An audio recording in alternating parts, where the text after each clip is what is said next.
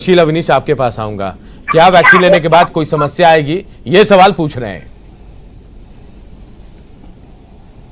जी, ऐसा है, ये वैक्सीन लेने के बाद ऐसी कोई समस्या नहीं आएगी। हल्के फुल्के लक्षण जो है, हमने बार बार ये चीज़ बताया है, लोगों को अवगत भी कराया है कि पहला तो है वैक्सीन तो इम्पॉर्टेंट है, यही एक हमारे पास दवाई है, अचूक दवाई यही है और इसको तो लेना है। अब इसके लक्षण जहाँ तक इसको लेने के बाद, जैसे कोई भी बचपन में भी हमने टीका लिया था तो बुखार आता है, हल्का सा बुखार आना, एक या दो दिन के लिए शरीर में बदन दर्द होना, ये सब कॉमन लक्षण है, ये हो सकता है। हम एजेड हैं, एजेड होने पे वैक्सीनेशन के थोड़े सिम्टम्स ज़्यादा होते हैं। कोई भी हम वैक्सीन अगर एज होने पे लेते हैं, बच्चों की अपेक्षा हमारे में थोड़ा सा सिम्टम ज़्यादा होता है। तो इस केस में भी कोरोना का जो वैक्सीन है बाकी वैक्सीन की तरह ही है, इसमें हमें फीवर, बॉडी एक होना, ये कॉमन लक्षण है, 1 या 2 दिन रहेगा। इसके अलावा और कोई सीवियर सिम्टम्स नहीं देखे गए हैं जिसमें खासकर एलर्जी वगैरह के सिम्टम्स ना हो, तो नॉर्मली ऐसे कोई दिक्कत नहीं आती। मतलब आप डरे नहीं। और एक चीज और, मैं ये ब्लैक फंगस के बारे में जो डिस्कशन चल रही थी जी, उसके बारे में थोड़ा सा जब मैं ये देना चाह रहा हूँ कि ये भी थोड़ा सा एक पैनिक वाला माहौल बनते जा रहा है, लोग इससे डर रहे हैं। डरने की चीज़ नहीं है, क्यों, इसका आंकड़ा जो अभी भी हमारा जो है 1% से कम ही मरीज में है, ये उन्हीं में है जो डायबिटिक्स हैं, लॉन्ग टर्म स्टेरॉइड पे हैं या इम्यूनो कॉम्प्रोमाइज्ड हैं, जैसे कैंसर के मरीज हैं, उनको कैंसर की दवाई चल रही है, साथ में हमने कोविड के लिए स्टेरॉइड वगैरह ऐड किया, तो ये है। तो इसीलिए जनरल पब्लिक को इसके लिए डरने की जरूरत नहीं है कि हमको ब्लैक फंगस हो जाएगा। आप प्रिकॉशंस जैसे ले रहे हैं, जो बेसिक मेडिकेशंस है, स्टेरॉइड लास्ट रिसोर्ट होता है, इस बात को हमें दिमाग में बैठा लेना है कि स्टेरॉइड को अनसुपरवाइज्ड वे में और बिना किसी डॉक्टरी सलाह के नहीं लेना है, बिल्कुल, क्योंकि वही एक चीज़ है जो हमारी, भले ही वो कोरोना पे कारगर असर करती है, बट साथ ही साथ वो हमारी इम्यूनिटी को कम करती है। और यही कारण है, ये जो फंगस हमारे शरीर में, वातावरण में हर जगह है, तो ये जब देखते हैं कि आपकी इम्यूनिटी कम हो गई तब ये हावी हो जाते हैं। एक दर्शक है, डॉक्टर शीला विनीश, एक दर्शक डिस्कशन कर रहे हैं, उनका सवाल ले लेते हैं जी। हाजीपुर से दर्शक है हमारे साथ, सवाल करें आप। मेरी आवाज मिल पा रही है आपको? हाँ जी सर, आवाज मिल पा रही है। सवाल करें आप अपना। जी नमस्ते डॉक्टर साहब, मैं हाजीपुर महनार से रवि बोल रहा हूँ। मैं पहला डोज लगवाया था और मैं एलर्जी का मरीज हूँ, और एलर्जी सर होने के बाद वो जब पहला डोज लगवाया तो वो और ज्यादा बढ़ गया, तो क्या हम दूसरा डोज लगवाना मतलब सुरक्षित रहेगा? चलिए डॉक्टर ए के झा, आप अगर जवाब दे दें। नहीं,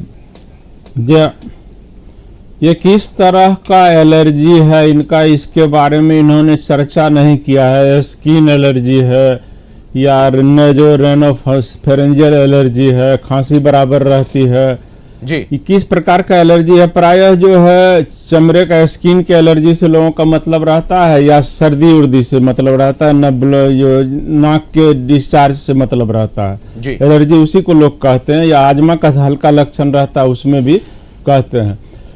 तो एंटी एलर्जिक दवा खाते हुए में, जिसमें कि 2 महत्वपूर्ण है, जिसको कि मॉन्टेल्यूकास्ट ग्रुप बोलते हैं और लेवोसेट्रिजिन ग्रुप बोलते हैं, इस दोनों दवा का सेवन करते हुए में ये अपना जो है दूसरा डोज वैक्सीन का अवश्य लगवा लें, बहुत ही जरूरी है। इनके केस में और भी आवश्यक है, क्योंकि एलर्जी में जो है इस तरह का जो है इम्यून सिस्टम जो है वो प्रभावित होता है, एंटीबॉडी को बनने की संभावना कम रहती है, इसीलिए दूसरा डोज भी अवश्य लगवा लें, जैसे इनका समय आवे दूसरे डोज। एक दर्शक हमारे साथ दरभंगा से जारी रखते हुए एंटी एलर्जिक दवा। दरभंगा से चंदन जुड़े हुए हमारे साथ। चंदन, अपना सवाल करें आप। नमस्ते सर। जी नमस्ते, सवाल करें चंदन जी। सर, मैंने अपने पत्नी को दिखलाया था, तो उसको जो है बीच में कमजोरी हो रहा था, तो डॉक्टर बोला कि उसके खून की कमी है, उसका दवा तो कंप्लीट हो गया, अब सब कुछ कंप्लीट हो गया, तो सर क्या अब अभी मैं टीका लगवा सकता हूँ? चलिए डॉक्टर अभिनव जवाब देंगे। जी आप बिल्कुल लगवा सकते हैं, कोई दिक्कत उसमें नहीं है। और उनका ब्लड टेस्ट रेगुलरली चेक करवाते रहिएगा, इसलिए नहीं कि कोविड के लिए, बल्कि अनीमिया जो हुआ है या खून की कमी जो हुई है उसके लिए, क्योंकि खून की अगर कमी रहेगी शरीर में तो अलग अलग तरह के इन्फेक्शन का हमेशा रिस्क होगा।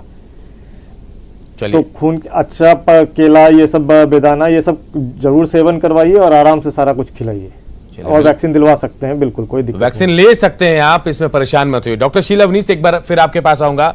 जिंक को लेकर कहा जा रहा है कि जिंक जो हम खाते हैं, टैबलेट ले रहे हैं, ब्लैक फंगस को कहीं ना कहीं वो एक सुटेबल वातावरण देता है या फिर जगह देता है, जिंक की वजह से ही उसको जगह मिलती है, वहां टिका रहता है वो गले में, फिर जहां भी है वो, क्या ये सही है?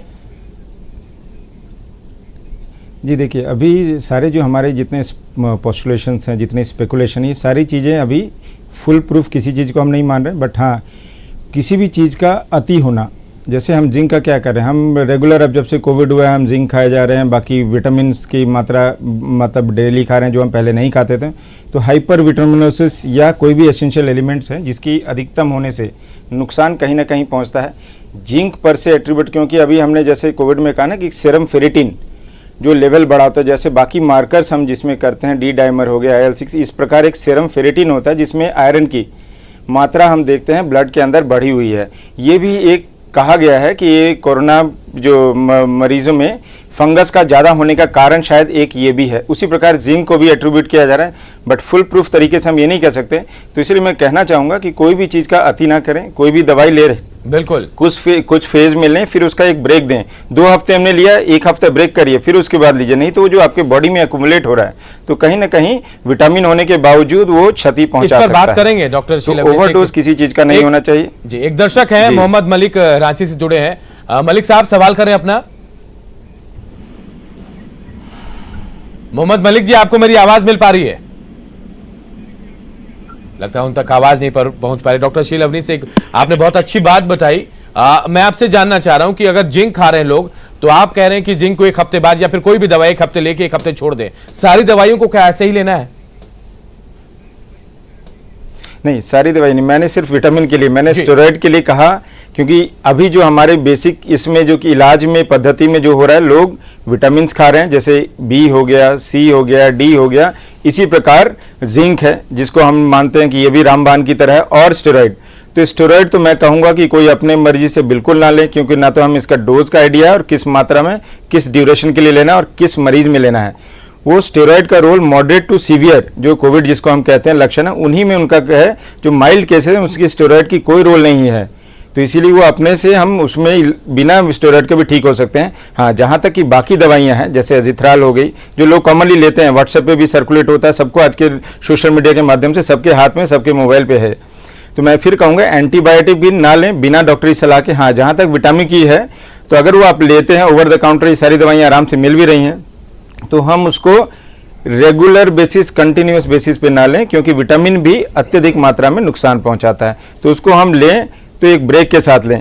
इसमें सबसे इंपॉर्टेंट विटामिन डी है जो हम साप्ताहिक तौर से लेते हैं। इसका मैं कहूँगा कि हाँ, कोई भी फ्लू या जो हमारे फ्लू लाइक जो इन्फेक्शंस हैं उसमें बहुत कारगर, निमोनिया बच्चों में भी हम देखते हैं, तो ये बहुत इम्यूनोमॉड्यूलेटर, मतलब इससे इम्यूनिटी का थोड़ा सा, तो एक विटामिन डी का सबसे इंपॉर्टेंट रोल मैं मान सकता हूँ। बाकी विटामिन हम अगर ले भी रहे हैं तो उसका कितना असर है मैं नहीं कह सकता, बट विटामिन डी जो है उसकी कहीं ना कहीं इम्यूनिटी बूस्टिंग में और इस तरह के जो फ्लू लाइक या निमोनिया लाइक जो सिम्टम्स हैं उसमें फायदा जरूर करता है, बट उसका भी अत्यधिक मात्रा होना, ज्यादा इस्तेमाल ना करें, कि वो अत्यधिक मात्रा में वो भी नुकसान पहुंचा सकता है। शीला जी, एक दर्शक हैं पूर्णिया से जुड़े हुए हमारे साथ। जी जी, अपना सवाल करें आप प्रदीप जी।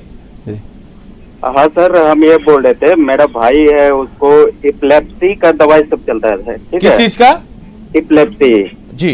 इपिलेप्सी मतलब फेनोबार्बिटॉन और फेनिटोइन वगैरह सब दवाई सब ले रहे हैं करीबन 15 साल से जी। तो वो ये दवाई वैक्सीन ले सकते हैं क्या? चलिए डॉक्टर एके झा, आपके पास आऊंगा। क्या दवा चल रही है इनकी, ये ले सकते हैं? अभी जो है इस प्रश्न का उत्तर थोड़ा देर पहले मैंने दिया है। जी। जो किसी भी तरह का जो है मिर्गी के जो है एपिलेप्सी, जैसा इन्होंने बतलाया कि दवा को जारी रखते हुए वैक्सीन लिया जा सकता है।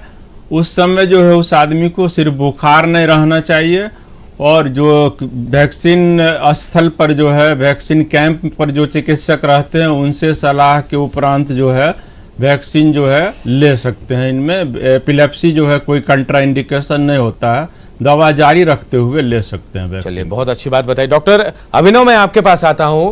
अक्सर सवाल ये कहा जाता है कि कोरोना मौसम का असर कोरोना पर पड़ता है, गर्मी में खत्म हो जाएगा, ठंडे में ज्यादा होगा, ऐसा कहा जा रहा है। वाकई असर पड़ता है, क्योंकि ठंडे प्रदेश में भी, ठंडे देशों में भी कोरोना तेजी से फैला और गर्म जहां देश है वहां भी फैला है। अब तो बरसात अपने प्रदेश में आ गई है। अनूप जी, शायद आपने मेरा जवाब भी दे दिया। मौसम का कोई एज सच अभी रोल नहीं है साइंटिफिकली कि इस चेंज ऑफ मौसम के कारण होगा या नहीं होगा, लेकिन हाँ कुछ जगहों पे ये हो रहा है कि चेंज ऑफ सीजन के कारण लोगों का रिस्पांस बदल जा रहा है। जैसे बरसात का समय है तो जहां जल जमाव ये सब का है तो कोई इन्फेक्शन दूसरा होने का रिस्क ज़्यादा हो जाता है। कोई बैक्टीरियल इन्फेक्शन हो सकता है, फंगल इन्फेक्शन हो सकता है, उसका चांसेस बढ़ जाता है। अदरवाइज फॉर कोविड पर से नहीं होता है। कोविड का कोई कोरिलेशन नहीं है, ना ठंडे से ना गर्मी से।